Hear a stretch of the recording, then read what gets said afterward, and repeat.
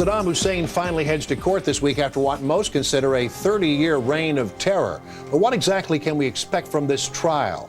And is an innocent verdict even a possibility? Joining us now is Paul Williams, a 2005 Nobel Peace Prize nominee and former State Department legal advisor. Paul, thanks for joining us. Sure. Look, first of all, tell us a little bit about how this trial is going to take place.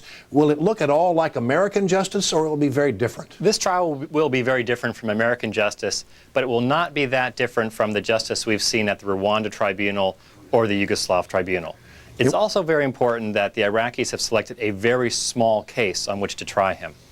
Why is that important? Well, what they want to do is they want to find him guilty quickly and then consider whether they want to have another year or two worth of trials. This case is essentially as open and shut a case as you're going to get.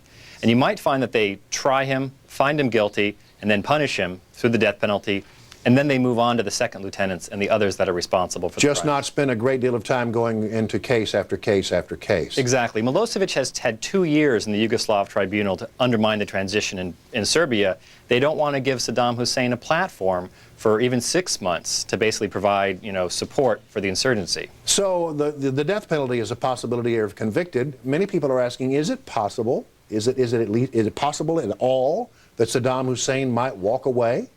I think it's highly, highly unlikely that he might walk away. There might be some type of technicality that his lawyers are going to argue, but I think the Iraqis have a very strong legal code. They have a history of over 2,000 years of the rule of law.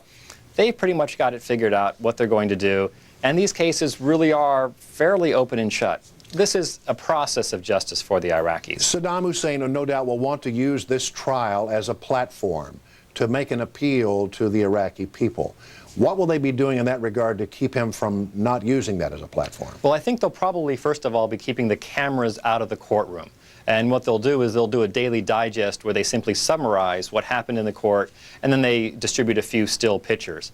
There is no right of a defendant to basically have his trial televised and turn it into some type of show.